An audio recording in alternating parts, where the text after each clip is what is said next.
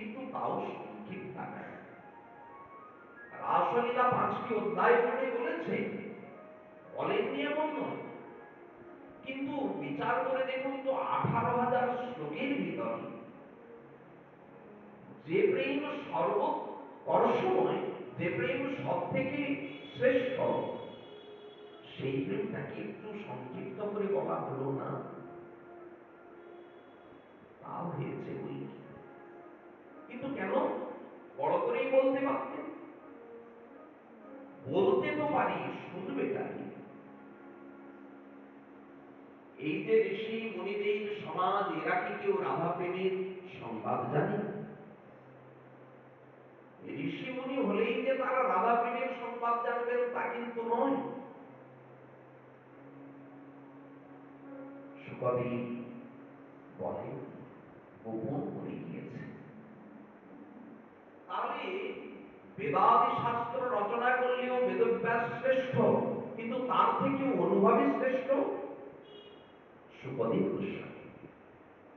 আরো যদি ভালো করে বিচার করে দেখা হয়, তাহলে এই রাধা প্রেমী বড়া ঠাকুরের কথাই বর্ণনা করেছেন সারা শাস্ত্র জুড়ে।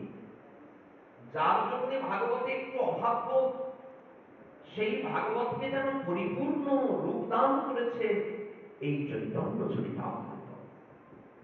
কেন? বললেন সেই গোপী প্রেম, সেই রাধা প্রেমী বড়া ঠাকুরের লীলাই কেবল বর্ণনা করেছেন। তাহলে এমন কবি জগতে কে আছে?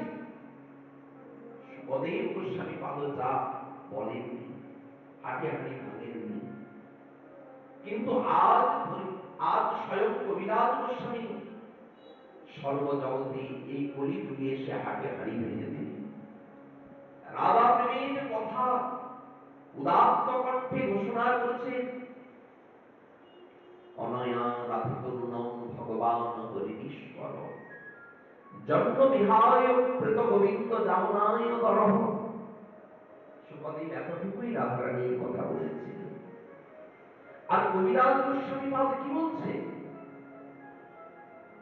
কবিরাজ গোস্বামী পাদ বলছেন স্বরূপ দামোদরের ভাষায়, শ্রী রাধায় প্রণয় মহিমা কীদৃশ, সাধ্য জেনাদ্ভূত মধুরিমা কীদৃশ বা মুদীয়, সৌখ্যং চাস্যামদনুভবত কীদৃশং বেতি লোভা, তদ্ভাবাট্য সমজনী শচীগর্ভ সিন্ধু হরিন্দু। ধন্য ধন্য কবিরাজ, তোমার নাম ধন্য, সার্থক নাম। তিনিই তো সত্য কবিদের রাজা। আমরা সেই কবিরাজ গোস্বামী পাদের চরণে শরণ নিয়েছি।